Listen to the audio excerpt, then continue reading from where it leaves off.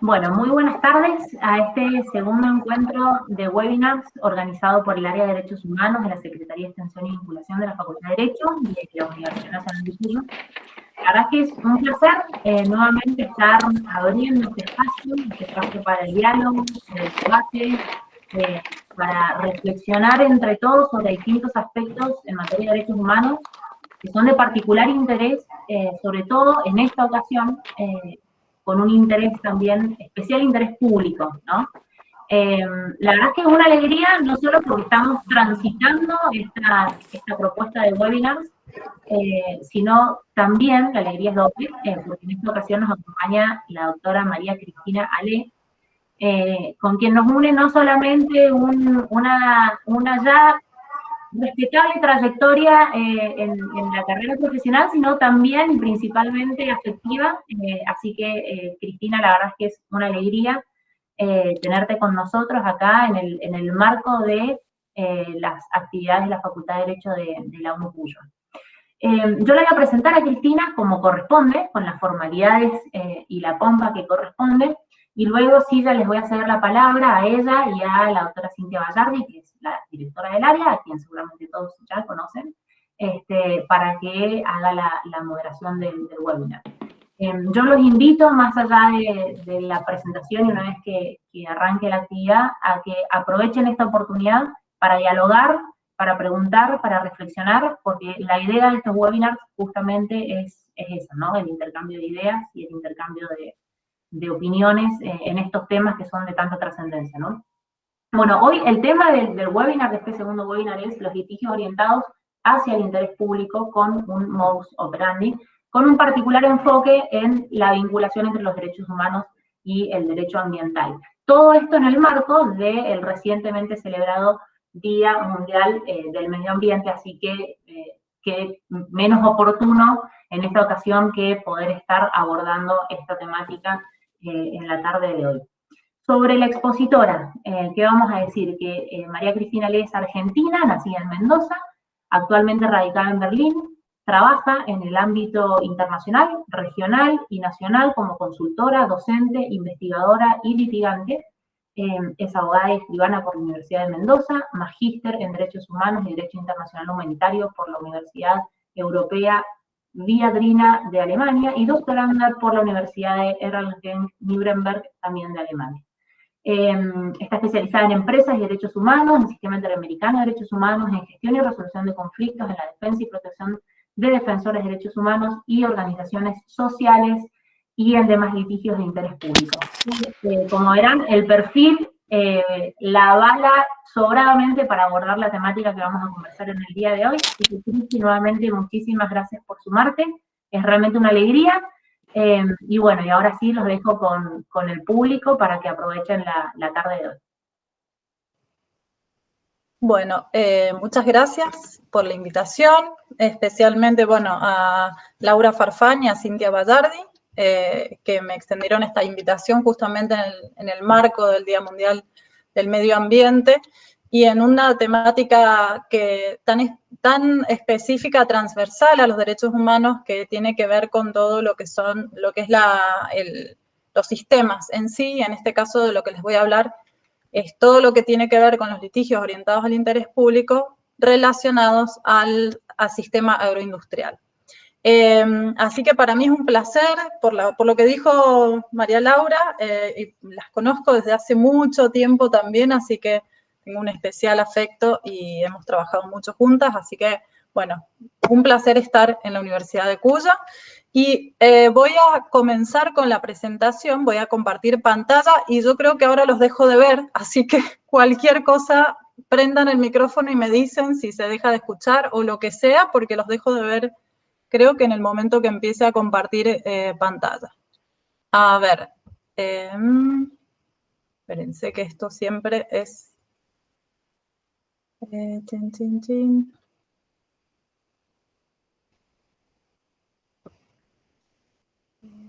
A ver. Que no encuentro, a ver un minuto, que no estoy encontrando no me permite, compartir el PowerPoint. Siempre pasa algo. ¿Apretás la flechita y te dice algo, Cristi? Entonces yo te tengo que Ahí está. Ahí está. Sí, ahí se está compartiendo, ahí se compartió. Fantástico, fantástico. Bueno, entonces, ahí estamos. Bueno, están viendo entonces digamos, la presentación, ¿no? Que dice litigios de interés público. No, estamos viendo tu pantalla. Ah, ok, entonces no estarían viendo. A ver, claro. Entonces sería allí, están viendo, controlar. Es raro porque... Tienes que dejar de compartir y después compartir una pestaña, no compartir la pantalla. Sí, es lo que voy a hacerlo de vuelta, porque... sí, estas cosas que hacen siempre, así que vos tranquila. Siempre, pero es algo... Es algo que es... Acá está. Es que recién no me aparecía como la... Ahí está. No me aparecía la posibilidad. ¿Ahora sí? ¿Ahora sí se ve? Perfecto, ahora sí. Perfecto. Ahora sí. Exacto. Buenísimo, ahora sí. Entonces, bueno, como les decía, les voy a hablar de lo que son los litigios de interés público como un mecanismo de transformación sociojurídico. Básicamente, los litigios de interés público ya los vamos a tratar, pero es un enfoque, es un modo de litigar.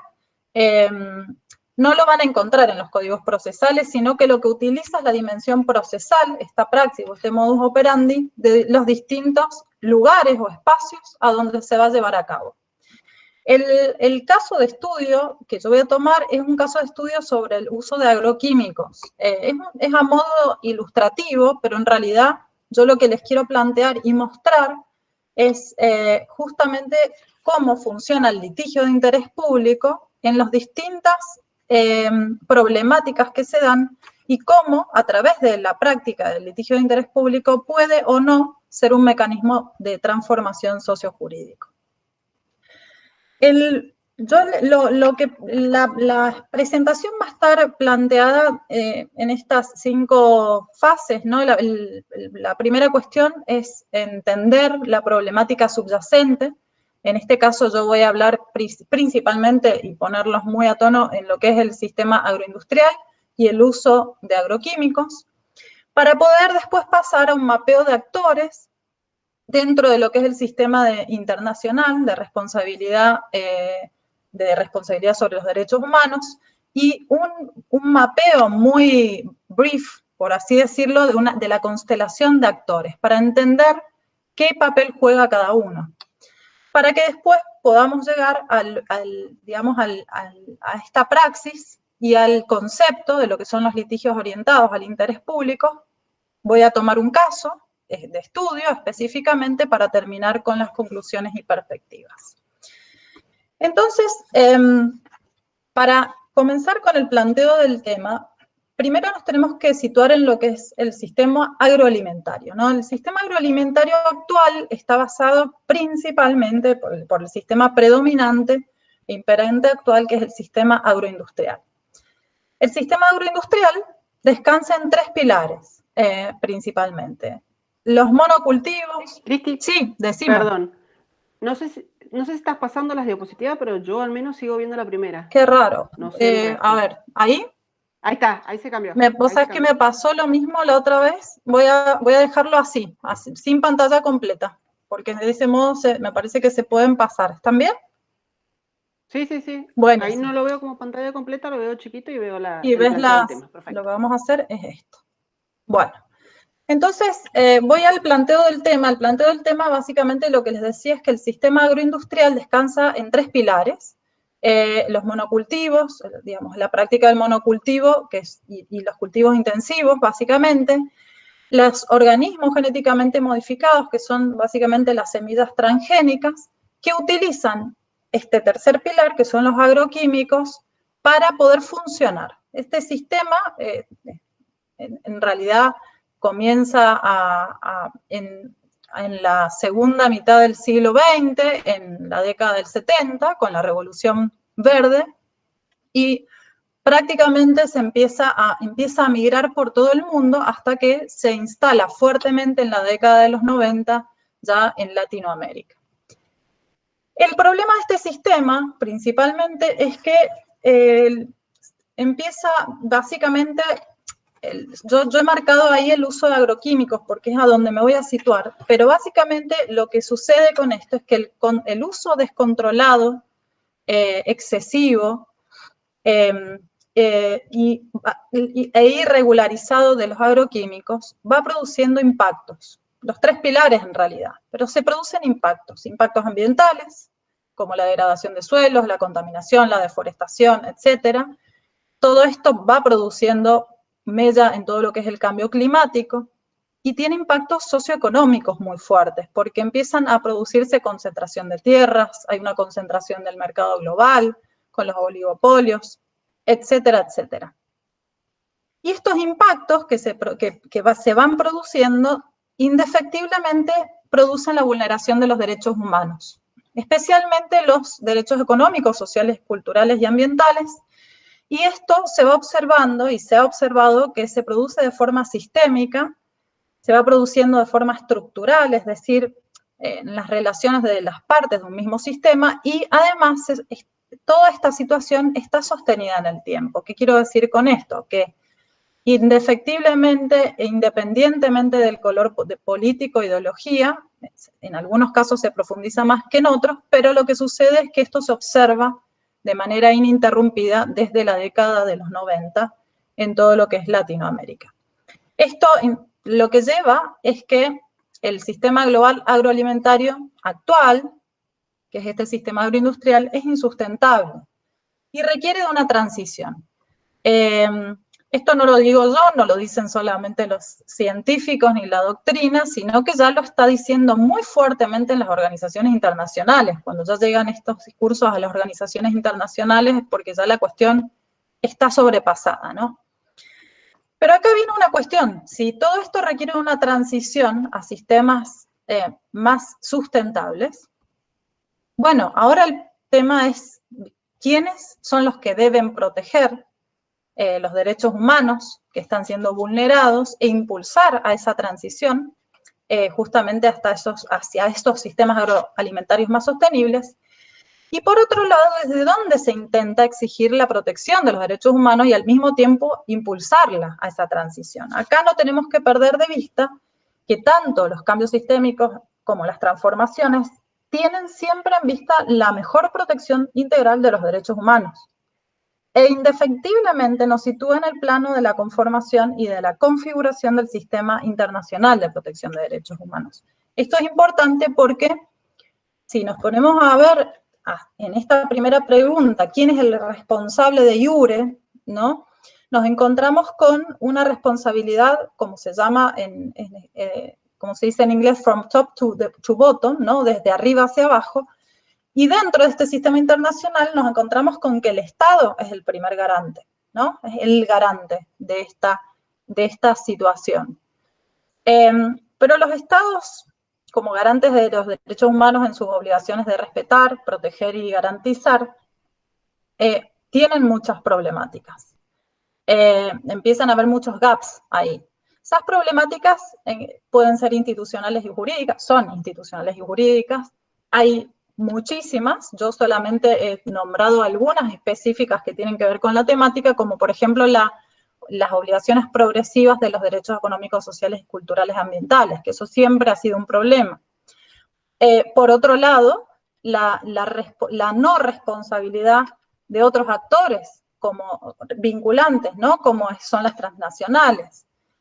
Todas estas situaciones institucionales que se van dando, estas por nombrar algunas, lo que hacen es dificultar una verdadera protección de los derechos humanos.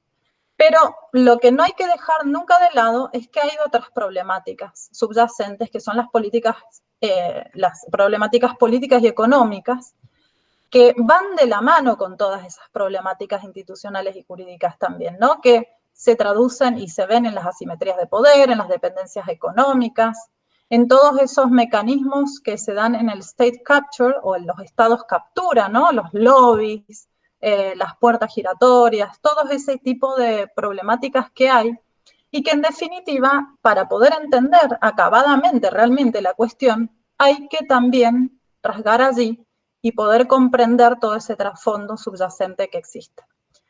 Yo he puesto también aquí que responsables también son organismos internacionales y supranacionales. Estos tienen otras dificultades.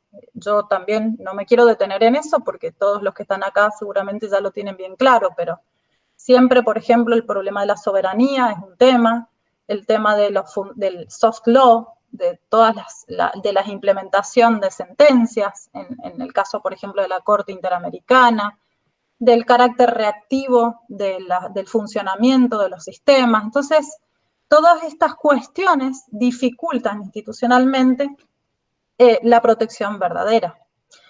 Y entonces allí nos vamos a la otra cuestión. Bueno, ¿quiénes son los que intentan producir los cambios? Yo acá la dinámica se produce de abajo hacia arriba, de alguna forma, y los nombro como si fuera de facto, sacando los estados y organismos internacionales que también intentan llevar adelante estas transiciones. Acá me centro en los actores de la sociedad civil. Y en cuanto a los actores de la sociedad civil, tenemos que entender que cuando yo me refería a los agroquímicos, hacía referencia justamente, para ir al caso concreto que yo voy a explicar enseguida, justamente que hay razones por las que algunos actores de la sociedad civil empiezan a reaccionar para que se protejan sus derechos, para llevar al sistema a una transición, y es porque tienen daño directo a sus derechos humanos. Son generalmente grupos vulnerables, campesinos, comunidades indígenas, y las intervenciones que empiezan a llevar adelante pueden ser de varios tipos. Esto yo las he clasificado en 3, pero principalmente se dan acciones directas y en terreno. Después hay intervenciones legales. Con intervenciones legales yo me refiero a aquellas intervenciones que se dan o para responsabilizar a algunos actores o para frenar algunas acciones, ¿no? Pero que el efecto se agota con la decisión o la implementación directa, ¿sí? Y después tenemos una tercera intervención, que son aquellos litigios orientados al interés público. Estas tres intervenciones o tipos de intervenciones no se excluyen entre sí, de hecho muchas veces van a la par, o comienzan siendo acciones directas en terreno y terminan siendo litigios orientados al interés público. No es tan escalonado, ¿no? Para que lo tengan en cuenta, pero un poco para poder comprender y para poder categorizar es más simple ponerlo en esas situaciones. Entonces, los litigios orientados al interés público básicamente son causales, como digo yo, en la falla institucional o jurídica que origina una anomalía sistémica y que resulta en la violación de derechos fundamentales, ¿no? Los litigios orientados al interés público presentan diversas formas, los habrán escuchado como litigios estratégicos, litigios de reforma estructural, litigios de alto impacto, litigios de interés público, de derecho público. Se los ha nombrado de muchas maneras. Lo cierto es que algunos autores los llaman distintamente. Desde mi punto de vista, yo tengo algunas cosas escritas en todo lo que es mi investigación, son distintos, pero sí todos tienen elementos centrales, ¿no? Y que uno de los elementos centrales es que se los realiza en clave colectiva. ¿Esto qué significa? Que ya no se toma un litigio por un problema en particular, individual, binario, sino que se litiga, aunque sea individualmente, pero con una perspectiva colectiva de grupo, ¿sí? Por los derechos colectivos, los derechos difusos. El interés público es lo que guía estos litigios también. El interés público no es unívoco, podríamos estar muchos webinars hablando del interés público y tendríamos que llamar a muchos filósofos del derecho también, pero hay muchos autores ya que directamente relacionan lo que es interés público con lo que es la protección de los derechos humanos a partir de la segunda mitad del siglo XX, cuando ya nace el sistema internacional de protección de derechos humanos, y se lo relaciona directamente con los derechos fundamentales y los derechos constitucionales, ¿no? Y el tercer elemento es que se piensa en clave prospectiva. Esto es que los litigios se orientan en este interés público, pero pensado a futuro. Y de allí que vienen que lo que se intenta realizar con estos litigios son incidencias o impactos que se van a ver a corto y mediano plazo, por ejemplo, en incidir en una ley, en una política pública, en la misma praxis jurídica, en la conciencia colectiva, en poner un tema en agenda pública, por ejemplo. Y estos impactos de corto y mediano plazo, a la larga, en los impactos a largo plazo, van a producir o van a ir produciendo o coadyuvando a producir cambios sistémicos y estructurales, ¿no? Yo siempre acá lo que pongo una frase que es muy guía, que es el success without victory, es decir, el éxito sin victoria, o puede ser la victoria con o sin éxito. Un juego de palabras medio raro, pero lo que quiero decir con esto es que muchas veces uno puede ganar un juicio, un litigio, y puede no haber tenido ningún éxito en términos de impacto o incidencia colectiva. Y muchas veces el litigio se puede perder, pero sí se puede haber incidido en un cambio de ley, en las políticas públicas o incluso en crear conciencia colectiva. Entonces eso sí es importante para poder entenderlo, diferenciándolo de otros tipos de litigios. Ahora, ¿cuándo se ponen en marcha estos litigios de interés público? Esto que ven acá no es taxativo, pero sí para que entendamos en general de hacer una lectura de todo lo que son los litigios de interés público del sur global en general, Latinoamérica, India, Sudáfrica, que son los que van adelante con este tipo de litigios.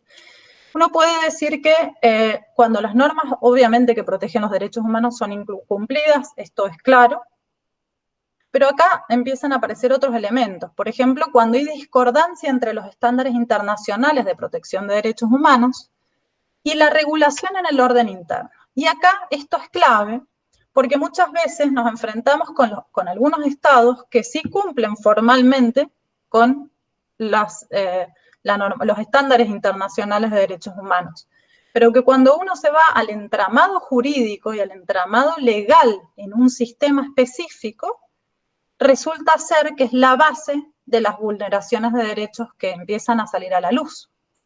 Y eso eso es un trabajo muy profundo, porque hay que, obviamente, que los que llevan este tipo de litigios tienen que empezar a ver todos esos entramados legales para denunciarlos, para pedir prospectivamente los cambios, sino también para entender de dónde vienen esas vulneraciones y exponerlas.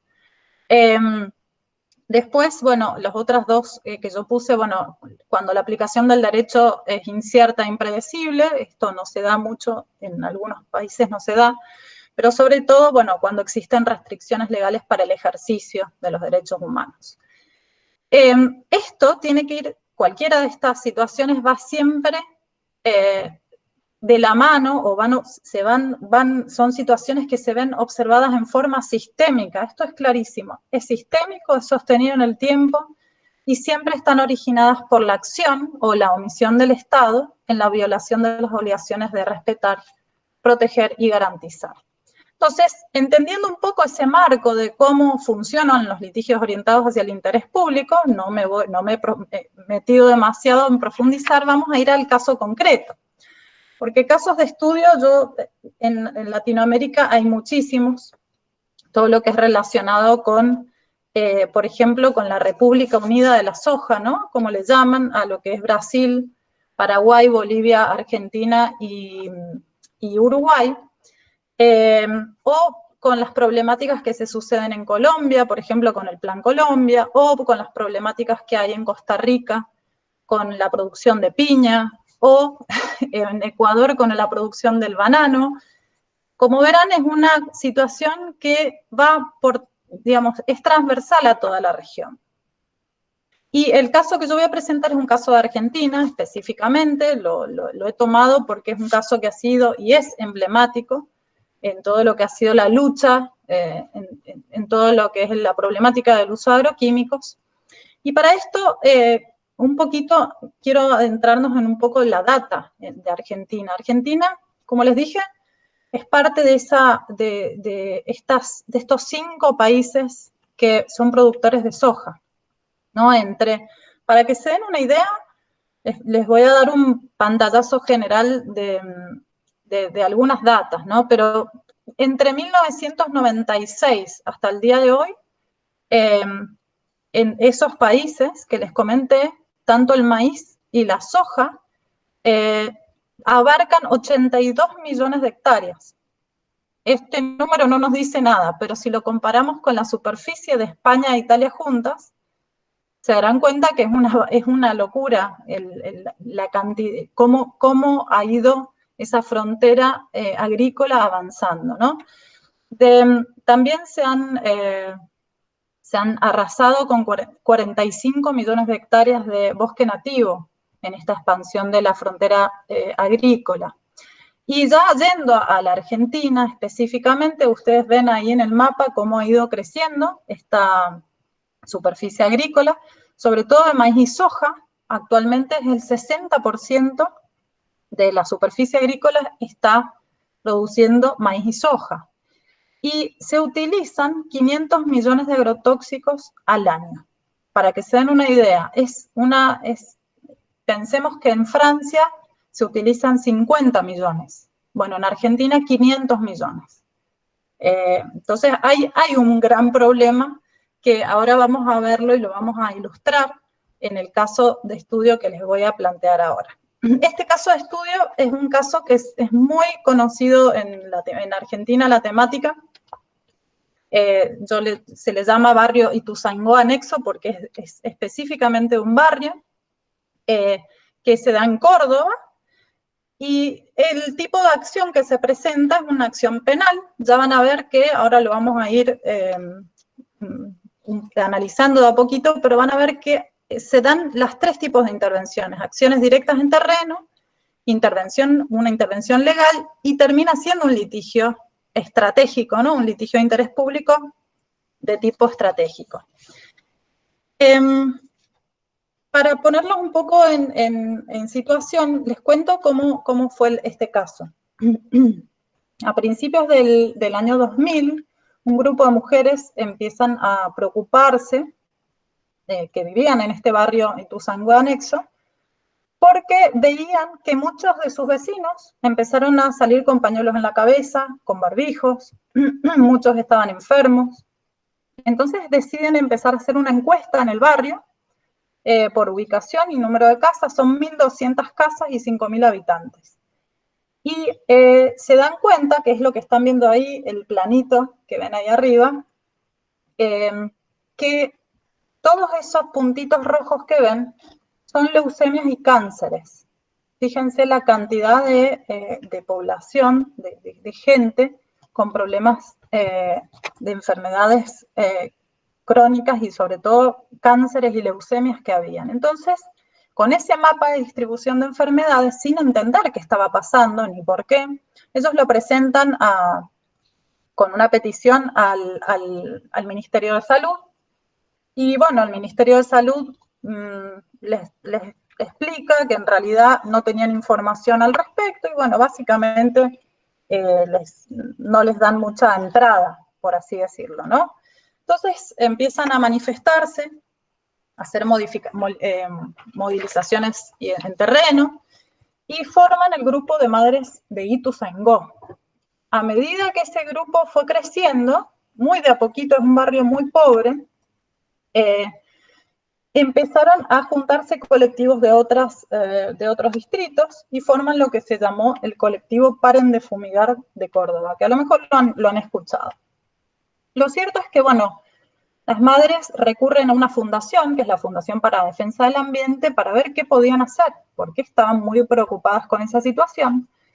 Y el presidente, que es biólogo, decide empezar a concientizar a la población y a dar esta hipótesis de que podría ser que todas estas enfermedades estén relacionadas directamente con el uso de agroquímicos. Por lo que se decide presionar a las autoridades, pero ya con una fundación y ya más organizados. Y el resultado fue que sale una ordenanza que que declara la emergencia sanitaria del barrio, ¿no? Y lo que se decide también es hacer un estudio de agua y suelo por el Ministerio de Salud, que lo que termina sucediendo es que no se publica porque los resultados fueron aberrantes, entonces no los publicaron, lo cual decidieron empezar a pensar en intervenciones legales, ¿no? Y acá viene una segunda tipo de intervención, que es lo que yo les comentaba. Las madres, junto con esta fundación y abogados en derechos humanos, ya se presentan a un juzgado federal de Córdoba y para que restrinja las fumigaciones con agrotóxicos hasta tanto puedan tener resultados específicos, ¿no? Y lo que termina sucediendo es que sacan 2 ordenanzas más del mismo municipio que se prohíben las fumigaciones terrestres y que además se prohíben las fumigaciones aéreas mientras dure la emergencia sanitaria del barrio, ¿sí?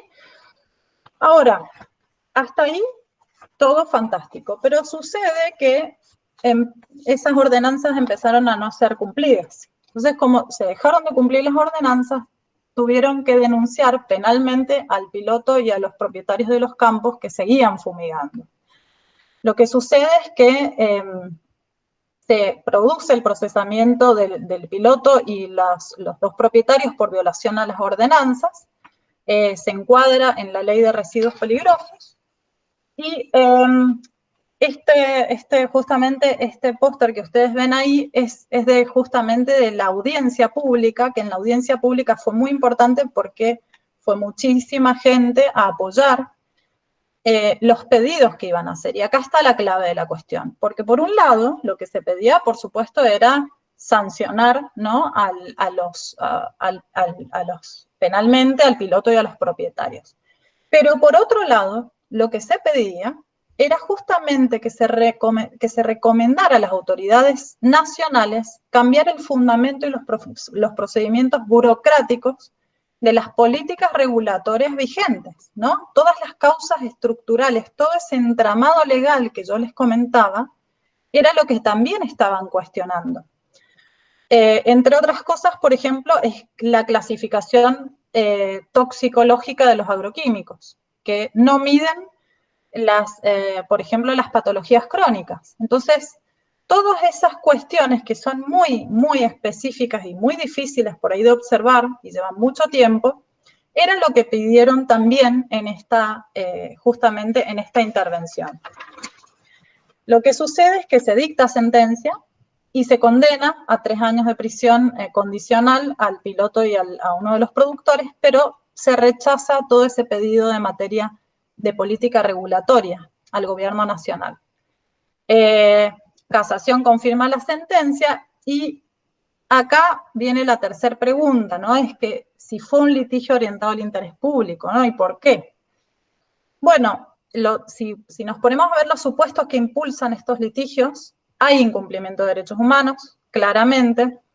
Hay una discordancia entre los estándares internacionales y de protección y la regulación de orden interno. Esto se da justamente en ese entramado legal que los abogados fueron viendo y los fiscales, ¿no? Los abogados querellantes y los fiscales que se pusieron fuertemente al hombro este litigio y que pedían justamente una sentencia estructural que emitiera órdenes para que el gobierno nacional, termine produciendo las reformas específicas. Otra de las cuestiones es si hubo una acción y omisión del Estado y si fue sistémico y sostenido en el tiempo. Bueno, es claro que sí, que para poder haber llegado a las enfermedades producidas es que no hubo control, la obligación de proteger no se llevó adelante, los estudios no se publicaron, entre otras cosas, ¿no? Como para ir adelante. Y esa irregularidad, lo que se observaba era que era inmune a todos los mecanismos convencionales de control político para corregirlo. Entonces, allí es donde, desde el litigio y desde la acción, desde abajo hacia arriba se intenta modificar. La forma de este litigio, si bien es un litigio orientado al interés público, es un litigio estratégico, porque convergen las tres formas de intervención: la acción directa, una intervención legal y esta orientación al interés público. Pero además lo importante de esto es que también hay una convergencia entre lo político, lo comunicativo y lo jurídico. No fue solamente por la vía legal. Hubo manifestaciones, charlas, presentación de propuestas. Toda la etapa prejudicial fue esencial de cara justamente a causar impactos e incidencias.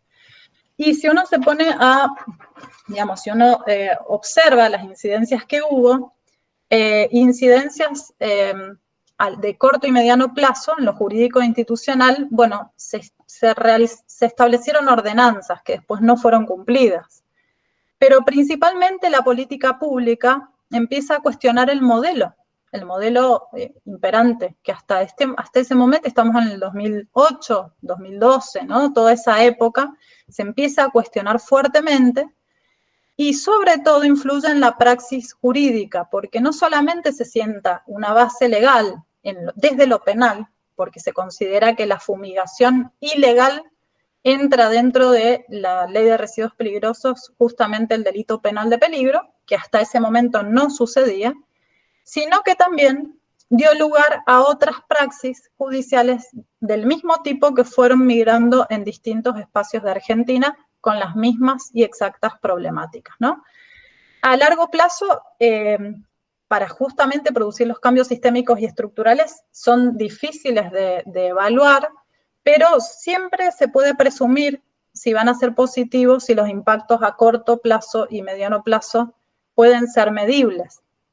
Ahora, ¿cómo se miden? Bueno, los criterios en general pueden ser subjetivos, de acuerdo también a lo que se fue peticionando, pero también objetivos desde un petitorio, del petitorio de la demanda y desde lo que termina sucediendo con la sentencia, y por supuesto en la objetividad de los cambios, por ejemplo, institucionales o legales que también se puedan dar.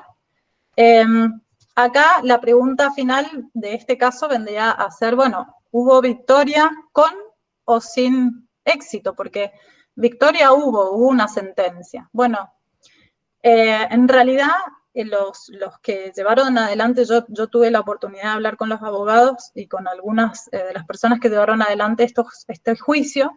Bueno, básicamente ellos estuvieron muy contentos con el resultado, por todo lo que se fue formando, sobre todo desde la acción directa. Entonces, para ellos fue una victoria con éxito, ¿no? Algunos lo consideran con un éxito parcial, pero victoria hubo.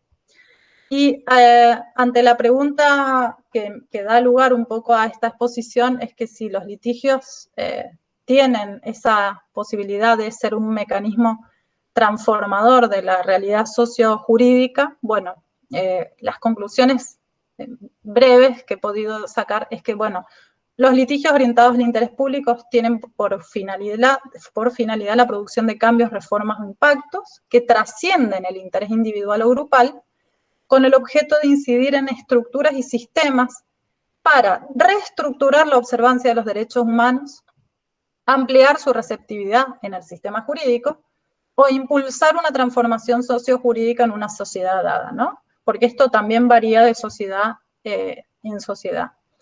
Puede tomar diversas formas, pero todos son llevados en clave colectiva, en el interés público y con mirada prospectiva, y los impactos e incidencias son medidos objetiva y subjetivamente, en tanto se produzcan a corto y mediano y largo plazo, produciendo de esta manera un impacto en los sistemas y subsistemas, y de allí que pueda ser considerado un mecanismo de transformación sociojurídico.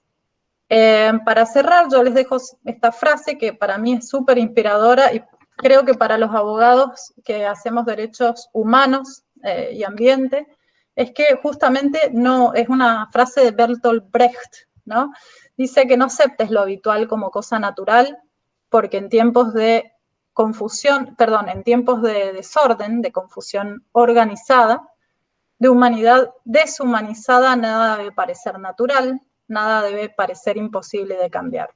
Eso es lo que siempre es el motor impulsor para estudiar todas estas problemáticas que nos lleven a una mejor protección de los derechos humanos y del ambiente. Bueno, hasta acá llegamos. Les dejo mi mail por si quieren realizar alguna consulta, comentario sugerencia, diálogo, estoy abierta a eso, así que muchas gracias por escucharme.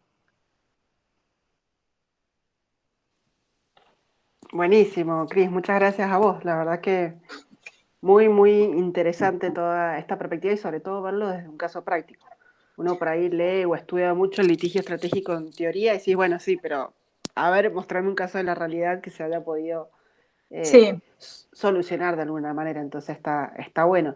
Y sobre todo un caso tan complicado como este de los agroquímicos, porque no es como, o sea, no es en un lugar muy, muy puntual o una persona muy determinada, sino que es algo que se puede generar en espacios mucho más grandes. Entonces, cuando empezaste a hablar, yo me planteaba, pucha, ¿y este litigio a dónde lo llevaría? ¿Entre qué sistema? Bueno, y en este sentido arranco yo, ya que tengo el micrófono, pero por favor los que tengan dudas o preguntas, los invito ya que somos poquitos a abrir el micrófono y Sí, preguntar. sí, así dialogamos. Exacto, pero yo te pregunto, Cristi, ¿vos tenés algún sistema así como preferencial, si vos tuvieras que llevar adelante un litigio estratégico para cambiar hacia una realidad? ¿Tenés alguna preferencia entre el sistema interamericano o Naciones Unidas? ¿O qué tendrías en cuenta o qué evaluarías a la hora de llevar un litigio estratégico ante estos diferentes organismos?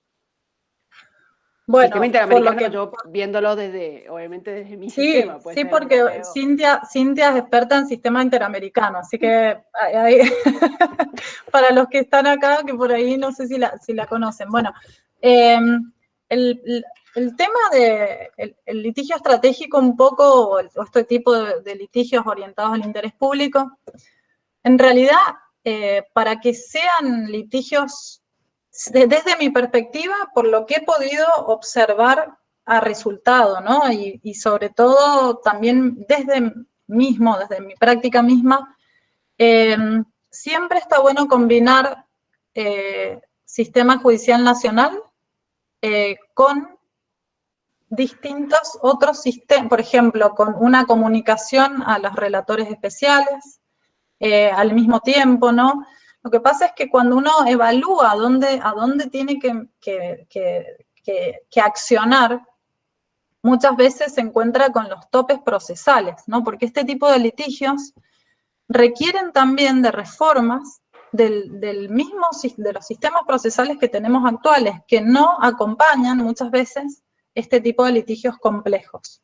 Desde el rol del juez, desde que no es binario, en general las responsabilidades empiezan a variar y los afectados también son muchos. Entonces, en general, si no hay activismo social desde abajo, digamos, una buena red de activismo social, al mismo tiempo acompañado, por supuesto, con un litigio nacional en algún espacio que sea interesante, y yo además sumaría alguna comunicación que tiene más peso político que otra cosa, eso por ahí te habilita a otras instancias. Por ejemplo, si hay algo que es muy bueno dentro del sistema interamericano, Cintia, vos ahí también me dirás, pero las audiencias temáticas. Las audiencias temáticas sirven muy fuertemente para poner en agenda, para poner presión. Pero bueno, también el sistema interamericano tiene sus topes, ¿no? En cuanto a los tiempos, que son lentísimos. Pero en general, yo soy de la idea de usar de todo un poco, de hacer como una constelación al mismo tiempo.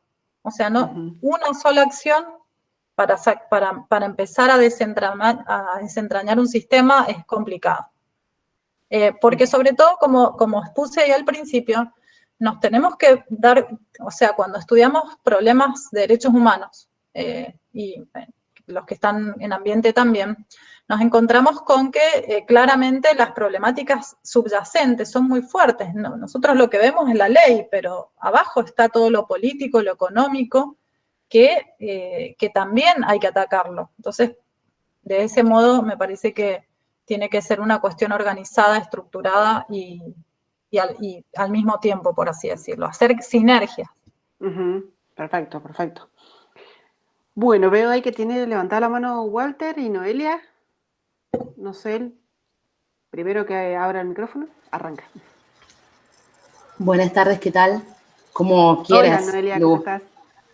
¿Qué tal? Bueno, Sí, comento no sé yo. si Walter recuperó el micrófono y si no, si querés, Walter, escribírmela en el chat, yo la leo. Pero te escuchamos mientras, Noelia. Buenas tardes. Bueno, Buenas un tardes. gusto escucharla, doctora. Ha sido muy claro el panorama y sobre todo su interpretación de esta estrategia de litigio, perdón, del litigio estratégico y su importancia en materia ambiental. Yo en particular soy de Córdoba. Justamente es uno de los fallos que más se comenta y más se trabaja cuando se da derecho ambiental. Bueno, es una causa, como todos sabrán, conocida a nivel nacional, porque además era un barrio que había sido declarado en emergencia sanitaria, como contaba Cristina, por la ordenanza municipal.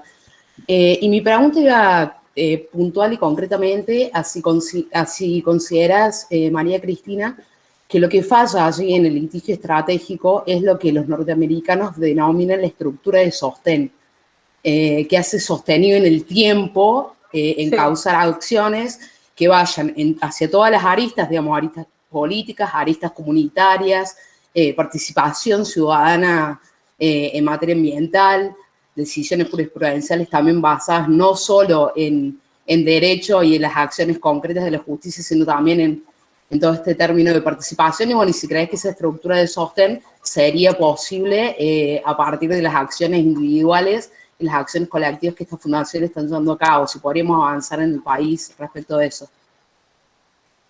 Bueno, más que nada es una lectura. Yo la lectura, lo que sí noto fuertemente es que más allá de que estos litigios, yo soy muy positiva en términos de que sí se ven, que empiezan a impactar fuertemente desde todo punto de vista, ¿no? Pero el sistema no acompaña muchas veces. Empezando porque tenemos un sistema desde lo procedimental muy acotado. Eso es lo que, hay muchos, yo no estoy especializada en eso, pero hay muchos procesalistas que están planteando esta cuestión de los litigios que son complejos, ni siquiera que tienen que ver directamente con litigios orientados al interés público, pero sí complejos, porque requieren de otras estructuras de las que no, desde la que el Estado no puede brindar. En cuanto al acceso a la justicia, yo creo que Escazú va a poder brindarnos definitivamente las herramientas que ya estamos teniendo, que ya tenemos desde la ley, pero creo que estas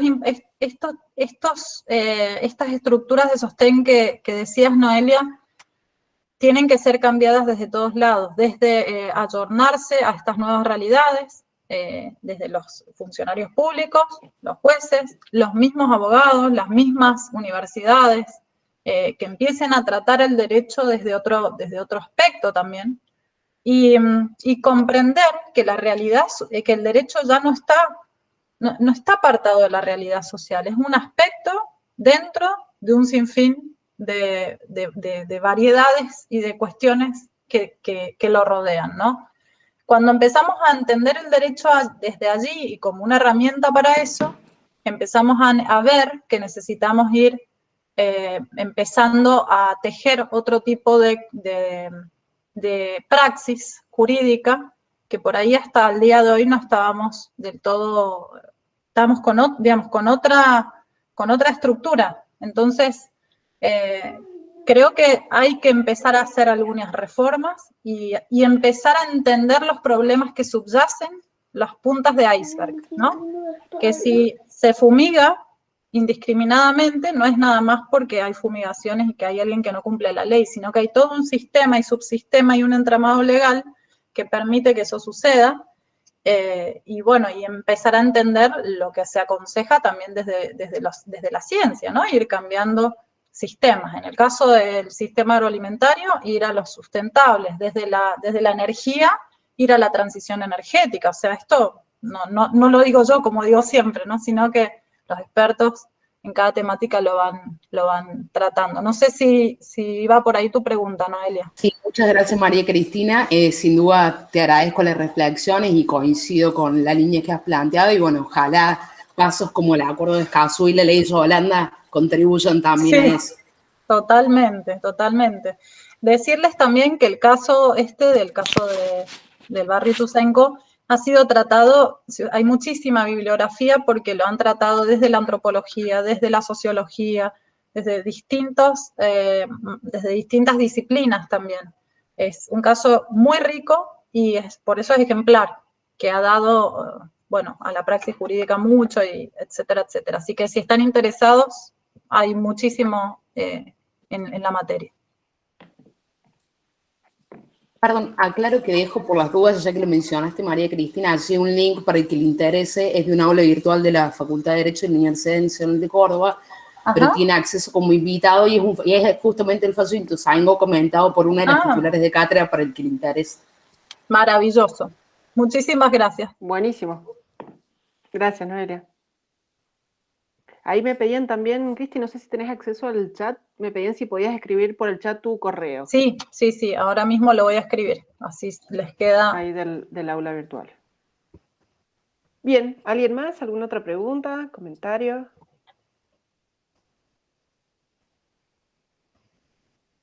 Walter me parece que todavía no ha podido arreglar su Sí, tenía el problema del micrófono. Sí, del micrófono.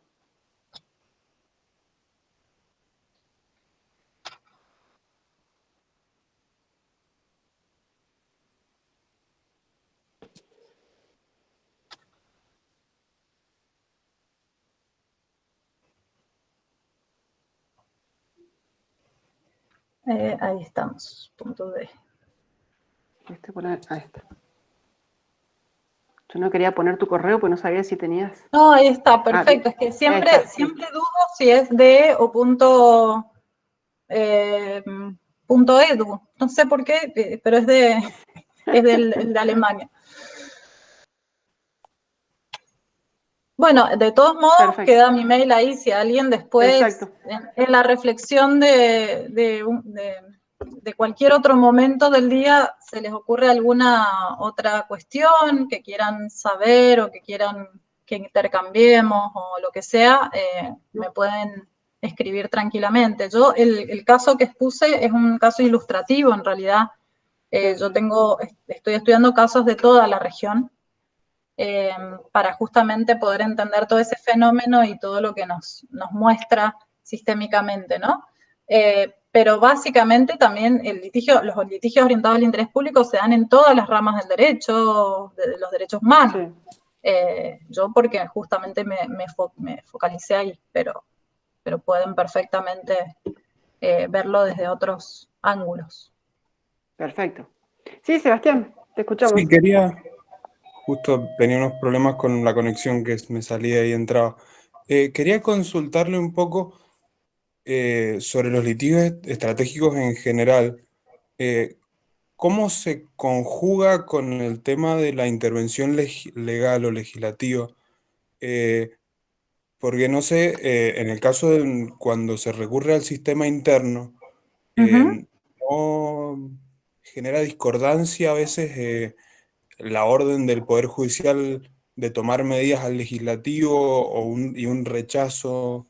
¿Cómo se conjugan entre esos dos? Sí, eso vendría a ser son los famosos litigios que terminan siendo de reforma estructural, se llaman, ¿no? Que tienen sentencias estructurales, como vos bien decías, que el Poder Judicial se arroga digamos, la atribución de dar órdenes a los otros poderes, o que legislen, o que creen un organismo específico, o que...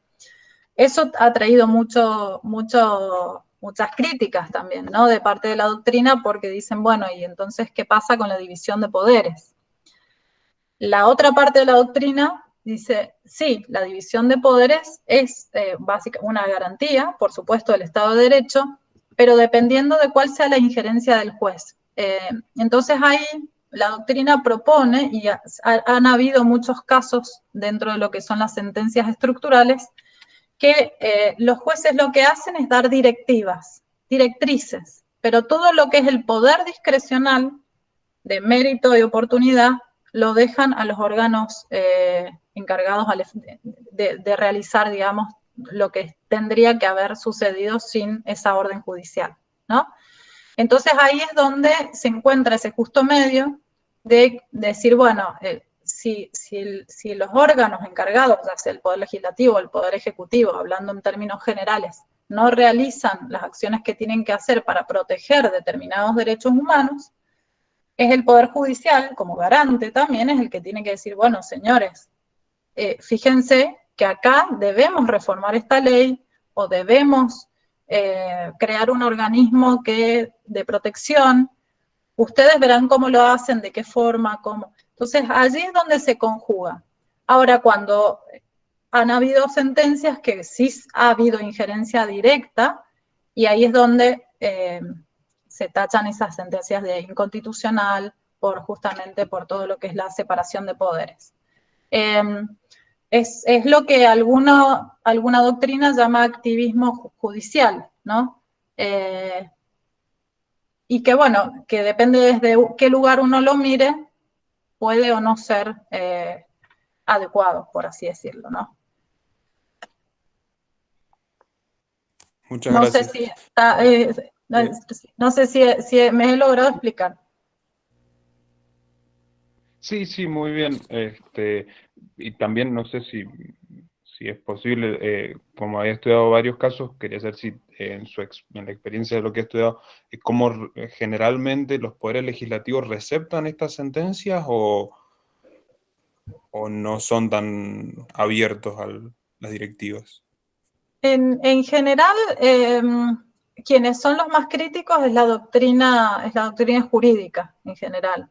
Yo por lo que he visto, a lo mejor me dicen, no, hay un caso específico, es un mundo todo esto, pero en general el problema es que después no se cumplen, no se implementan estas sentencias muchas veces. Los casos, por ejemplo, muy claros son los de Costa Rica. Costa Rica tiene una corte interesante en ese sentido, en todo lo que tiene que ver con agrotóxicos, que ha dado claras directivas de que tienen que, en el lapso de 2 años, crear un organismo, hacer una limpieza de un estanque, llevar agua potable, bueno, todo con un lapso, y si no, serán responsables penalmente los funcionarios, tal, con nombre y apellido, o el que lo suceda, ¿no? A ese nivel de directamente fuerza legal. Lo que sucede es que después se empiezan a implementar esas sentencias, pero no se terminan de implementar del todo, entonces no se generan las responsabilidades del todo, porque se terminan prorrogando, y al mismo tiempo terminan no siendo efectivas. Pero críticas en general se ven en la doctrina jurídica más que nada, o por lo menos en mi experiencia. Yo no quiero ser cerrada y viene alguien y me dice no. Por supuesto que dentro del Poder Legislativo también puede suceder que digan no, ¿cómo puede ser que los jueces nos vengan a decir, bueno, pero entonces hagan lo que tienen que hacer y legislen? Empiezan esos diálogos ya políticos, ¿no? Que se salen un poco de la doctrina jurídica. Muchas gracias. Muy Exacto, ahí está lo que interesante. dice Noelia con la causa de Riachuelo. Ese es un claro ejemplo de sentencia estructural, ¿no? Exactamente.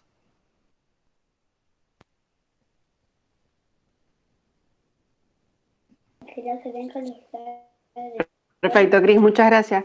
Walter, no sé si pudiste recuperar el audio. No te escuchamos, Walter, vas a tener que escribir, me parece. ¿No, Walter? Sí. Lamentablemente no se te escucha.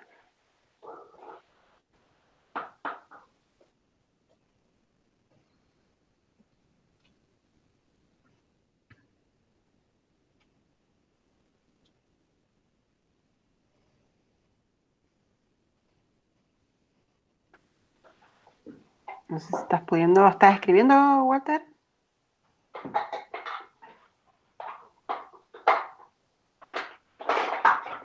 Ah, perfecto. Buenísimo.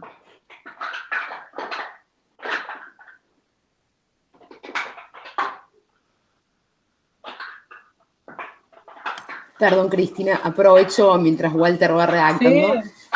para pedirte, evidentemente nos has dejado muy interesados, para pedir tu opinión en el caso de los litigios interjurisdiccionales entre países, si consideras que allí también hay alguna perspectiva para avanzar en este tipo de litigios, o consideras que la complejidad sea justamente por el hecho de tener dos estados involucrados.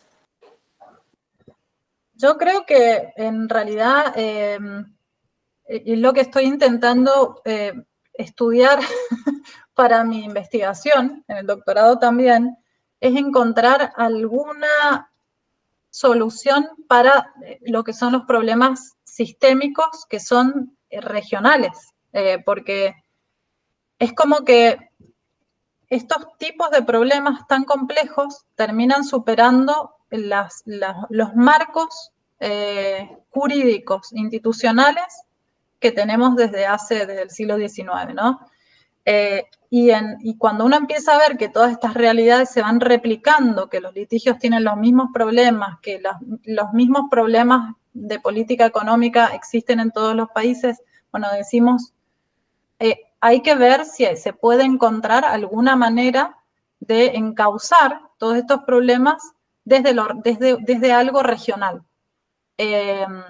Creo que es un poco lo que va por ahí, Noelia. Yo no tengo todavía, cuando tenga la respuesta, la comparto, la investigación, pero si va por ahí tu pregunta, yo creo que necesariamente hay que pensar, como se pensó en algún momento, ¿no? Crear el sistema interamericano para determinadas situaciones y cómo el sistema interamericano, por ejemplo, se ha ido ayornando con el correr de los años a distintas realidades, distintas cuestiones que se han ido suscitando en la región. En muchos países, en las épocas de las dictaduras, iba encauzada por ahí la doctrina, después ahora está encauzada para otro lugar. Bueno, ver si hay otras herramientas que son necesarias para poder afrontar todas estas situaciones regionales que hay, ¿no?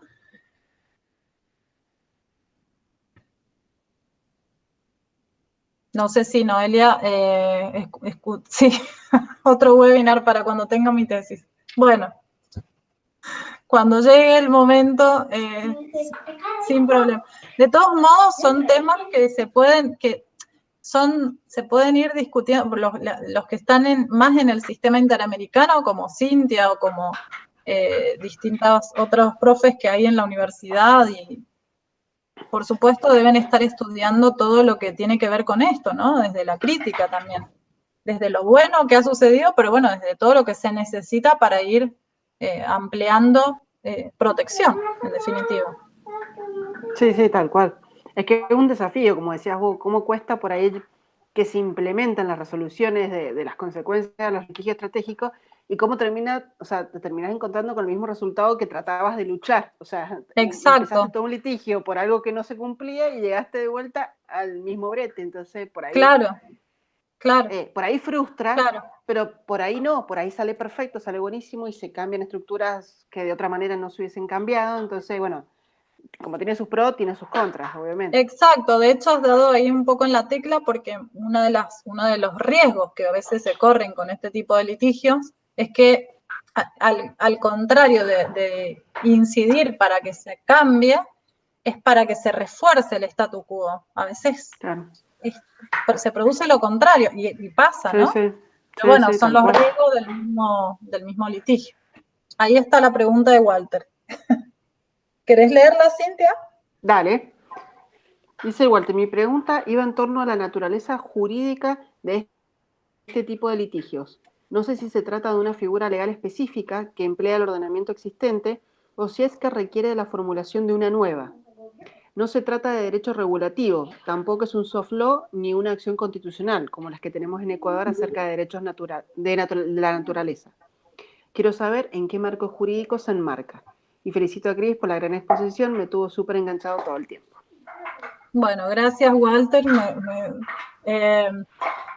En realidad, bueno, tu pregunta es una pregunta que en general uno siempre se hace. Bueno, ¿y dónde se enmarcan este tipo de litigios? En realidad lo que usa algunos le llaman fenómeno, otros le llaman praxis, otros le llaman enfoque, porque lo que se hace es un tipo de praxis que usa la dimensión procesal del lugar a donde se litiga. Entonces, en el caso de Argentina, y bueno, se utiliza mucho, por ejemplo, el derecho penal y se usa el amparo ambiental, por ejemplo, para este tipo de casos. O una acción de inconstitucionalidad, por ejemplo. En Ecuador se utilizará otro tipo de herramientas legales que el mismo ordenamiento jurídico te proporcione. Pero básicamente es un litigio, una praxis, un fenómeno, un modus operandi que se encausa dentro de cualquier tipo de herramienta procesal que haya, pero con características específicas, ya sea en la forma, en lo que se pide, en cómo se hace el entramado jurídico, en cómo se articula, por ejemplo, lo comunicacional es clave para poder también básicamente empezar a hacer mella en todo lo que es la agenda pública, o incluso se utilizan las herramientas que dispone el sistema. Lo que pasa es que en otros estados, por ejemplo, se me fue el nombre, en Brasil, ya es que acá ya son las 9:15 de la noche, entonces sepan entender. En Brasil, el Ministerio Público es el que lleva generalmente este tipo de litigios, porque están facultados al efecto, a diferencia de otros países, ¿no? En India, por ejemplo, existe la figura legal o el proceso que se llama litigio de interés público, que es un litigio que se da en el marco en general, de la protección de derechos ambientales o de derechos colectivos. Entonces, va tomando la forma básicamente de cualquier espacio donde se desarrolla. Cuanto más herramientas haya, más esté conformado ese colchón procesal para llevar a encauzar estos litigios, mejor aún. Por eso se requieren muchas reformas procesales también para estos tipos de litigios complejos, que son difíciles de encauzar en esa binariedad que se da en el derecho procesal tradicional, ¿no? O en los litigios tradicionales.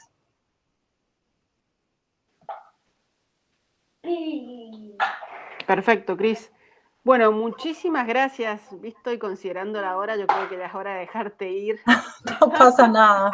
A cenar, a descansar. Así que bueno, si no hay más preguntas. Sí, de todos modos está mi mail, si me quieren tenemos escribir, con tranquilidad. Siempre la idea es poder ir construyendo sobre los puntos de vista que uno va, ¿no? Para eso son estos webinars que para mí son súper importantes, porque al expositor también le permite entender otros puntos de vista, y bueno, es un aprendizaje colectivo permanente, Tal cual. nos enriquecemos todos. Así que, perfecto. Bueno, muchas gracias otra vez, Cintia, por la invitación y el espacio. Por tu tiempo. Yo la verdad que aprendí un montón, también me quedo con varias ideas ahí en la cabeza, así que no, genial. También son re lindos estos espacios justamente para reflexionar y poder estudiar cosas que uno no estudia en lo diario o no lo profundiza tanto como quisiera. Así Totalmente. Que, bueno, gracias a vos por tu tiempo, y bueno, seguramente ya nos estaremos viendo en algún otro tema más puntual. Gracias a todos los presentes. Bueno, Florencia, gracias Noelia, a todos, Walter, sí. Gracias a todos. Bueno, un abrazo. Bueno, y grande. nos vemos en la próxima. Un abrazo para todos. La próxima. Muchas gracias, hasta luego. Gracias a todos. Hasta luego, chau, chau. Hasta luego.